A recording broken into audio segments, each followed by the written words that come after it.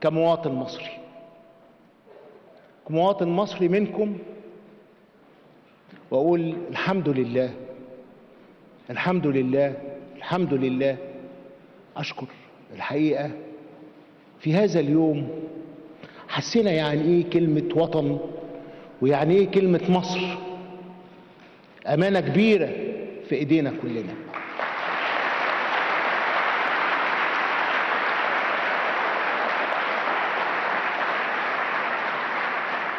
حسينا يعني ايه كلمة قائد، فعلا قائد ليه رؤية وشعب ليه إرادة. حسيناها فعلا النهاردة.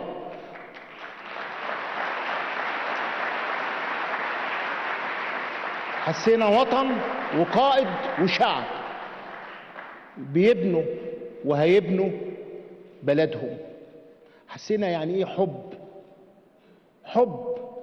ناس كتيرة، حب أهلنا العرب لينا، حب العيلة العربية لينا. بنشكرهم من قلوبنا وبنقول لهم انتم أهلنا، جزء مننا، ومصر معاكم بإذن الله هتبقى أمتنا العربية فعلا في المكان اللي احنا نستحقه. بنشكر. اما نبص للعالم كله، العالم كله، الولايات المتحدة، روسيا، أوروبا، الصين، كل هذه البلاد جاية بتقول فعلا مهد الحضارة، شعب عظيم، احنا جايين نقف معاكم لأن احنا عارفين أهمية مصر بالنسبة للعالم. جايين نقف معاكم لأن انتم على الحق، انتم على الحق، واحنا العالم كله بينصر الحق وبينصر السلام وبينصر الإنسانية، ومصر بلد السلام والإنسانية وهتتبنى بأمر الله. العالم كله واقف يبص لمصر.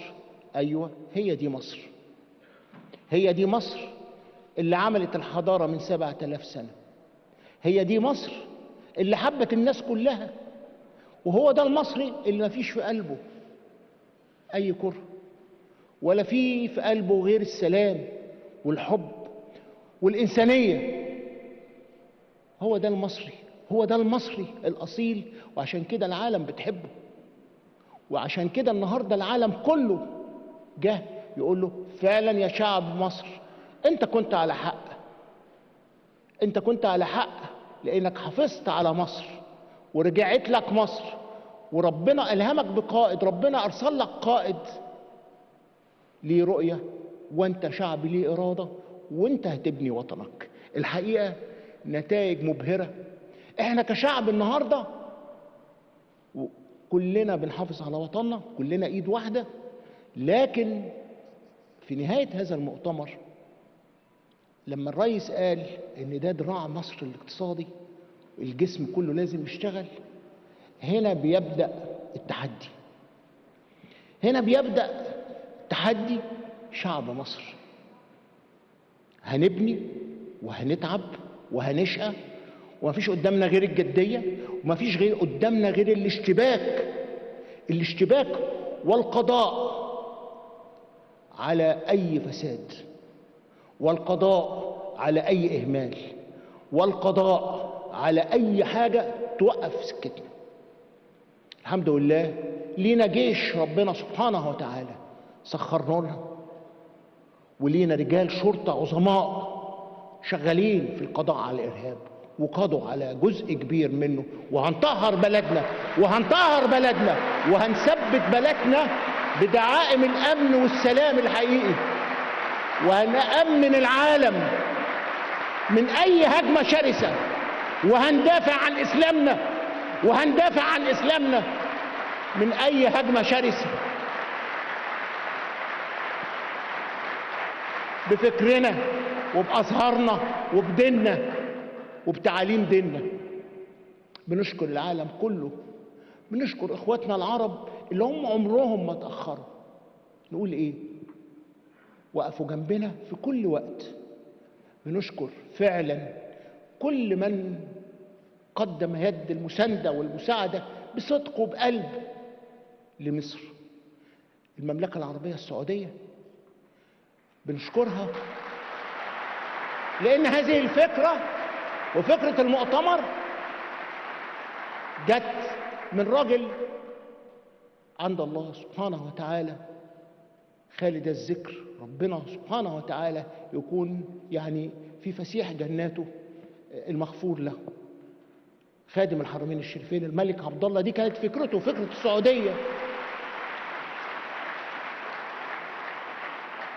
دعم المستمر من أشقائنا في الإمارات، دعم مستمر وقلب الواحد بيحس إنهم أهله وإخواته. عمر شعب مصر إلا ما كل واحد يعني حاطط الجميل في قلبه وبيرد الجميل بالحب وبالسلام وبالقوة. بنشكر أهلنا في الكويت، وكان تشريف سمو أمير الكويت بنفسه وصل لقلب كل مواطن. بنشكر أهلنا في الكويت، بنشكر الملك سلمان الحقيقة وشقيقه العزيز اللي شرفنا، ولي العهد سمو الأمير مجرن كان منور الدنيا، وبنشكره من قلبنا كمواطن مصري. بشكره. بنشكر سمو الأمير سمو الشيخ خليفة ووقفته جنبنا، ويعني وجود سمو الشيخ محمد بن راشد المكتوم ممثلا له وممثلا لدولة الإمارات، هذا الرجل المحب لمصر، هذا الرجل اللي احنا بنفتخر بنجاحاته. بنشكره ونقول لهم متشكرين. سمو السلطان قابوس وجوده وإرساله أيضا دعم لمصر، ووجود ممثل له. بنشكرهم جميعا، كل الرؤساء اللي حضروا، الرئيس البشير، دولة الرئيس تمام سلام، أهلنا في لبنان، الحقيقة الصومال، كل الدول العربية اللي حضرت بنشكرهم. أنا خايف أكون نسيت حد. فلسطين اللي احنا كلنا واقفين معاها ودفعنا عمرنا وهندفع. لأن ليه هندفع وليه الشعب المصري دفع؟ لأنه دافع عن الحق واقتنع بهذه القضية، ومصر واقفة مع فلسطين لغاية بأمر الله ما نلاقي دولة فلسطين واقفة على رجليها بإذن الله، وده حق وده العدل الإلهي. بنشكر أهلنا في إفريقيا، وإحنا وطبعا جلالة الملك العزيز على قلب كل مصري، جلالة ملك البحرين.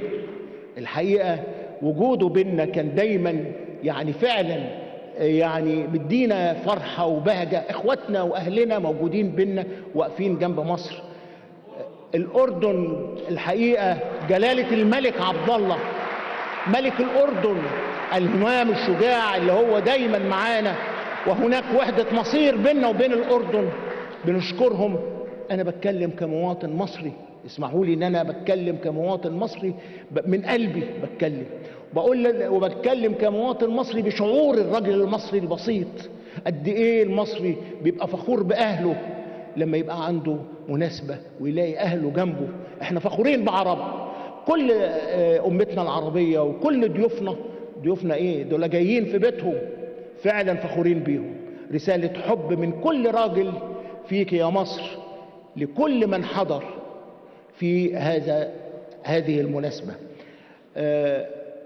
أما كل يعني محبي السلام، كنا بنشوف إيطاليا بتتكلم كأنه مصري وعارف يعني إيه مصر، أسبانيا واقفة مع مصر، روسيا، فرنسا، الولايات المتحدة، كله واقف وعارف إن أمنه واستقراره يرتبط باستقرار هذه المنطقة، واستقرار هذه المنطقة هو استقرار مصر القوية، مصر اللي هتنمو بإذن الله واللي فعلا هتحقق حاجة. وهفكركم يا شباب مصر، لأن مصر المستقبل هي بتاعتكم، مصر المستقبل هي بتاعتكم.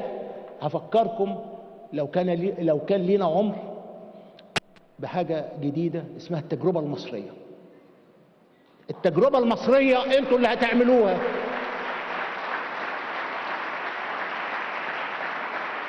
لأن ربنا سبحانه وتعالى سخر لنا قائد بنحبه، أمين، يعرف ربه ويحب وطنه، ومهما عملنا احنا في أمان، لأن هذا القائد أمين، القوي الأمين. الحمد لله ربنا سخر لنا قوي وأمين على هذه البلد. الحقيقة لازم برضه أقول لكم نتاج هذه الأيام. أنا اتكلمت على طبعا التأييد السياسي والرسالة السياسية، وإن مصر على الحق، وإن احنا على الطريق، والعالم كله معانا واقف، ومكملين الطريق بإذن الله، لأنه طريق الحق، طريق السلام، طريق المحبة، طريق التسامح، مكملينه بأمر الله. طيب في اتفاقات؟ نعم في اتفاقات. طبعا أنتم جميعا عايزين تعرفوا هذه الاتفاقات. احنا بنتكلم على استثمار مباشر، عقود اتوقعت فعلا عقود اتوقعت وستبدأ بإذن الله التنفيذ بكام؟ 36.2 مليار دولار.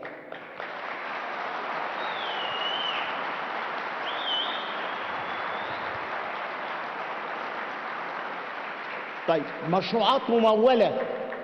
مشروعات ممولة، يعني واحد جاي يعمل لنا محطة كهرباء هو بيمولها، وإحنا بنسدد على سنوات طويلة، اللي هي الEPC، اللي هي Engineering Procurement Construction، 18.6 مليار دولار.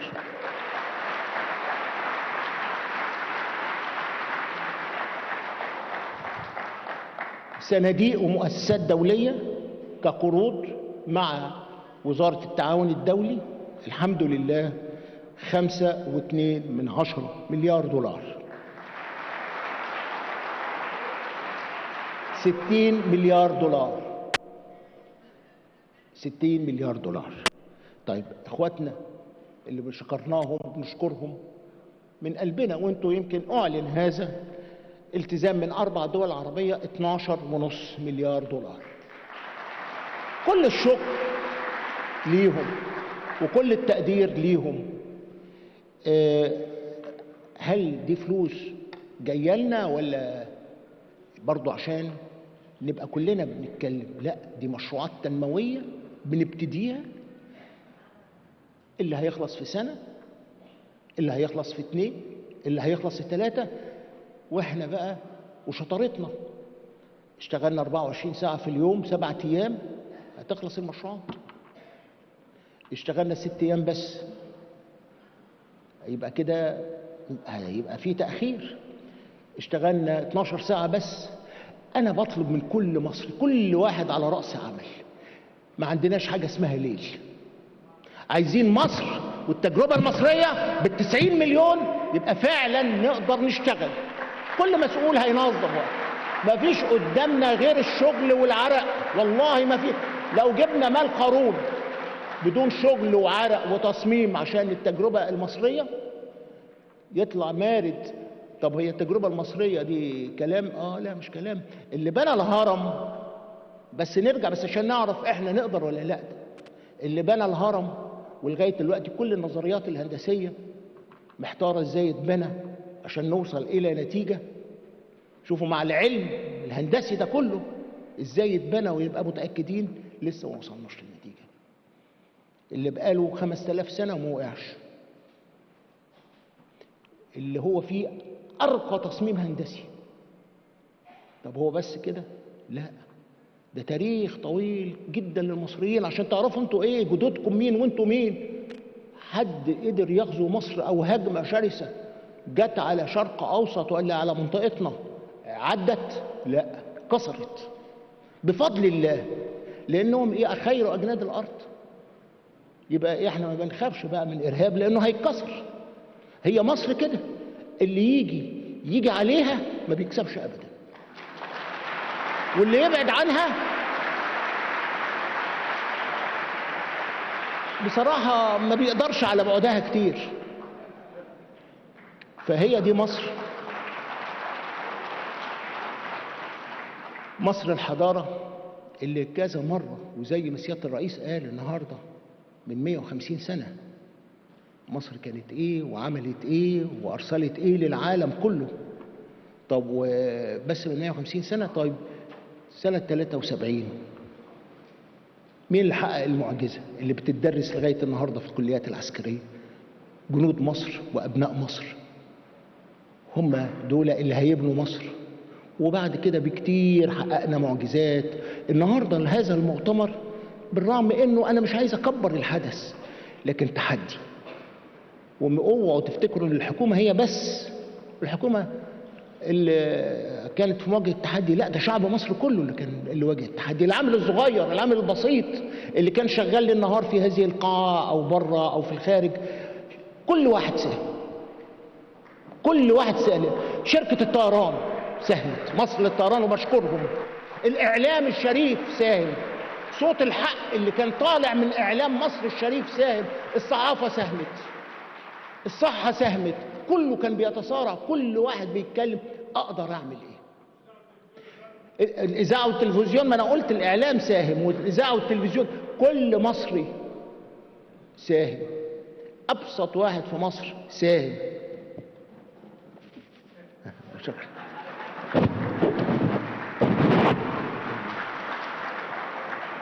شكرا. الحقيقة يعني أما شباب مصر العظيم اللي النهاردة التف حوالين قائد كان منظر جميل جدا جدا. لا، ده احنا بنقول لكم ايه، ده احنا مستعدين ما بقي في حياتنا يعني نديه لكم واحنا راضيين تماما.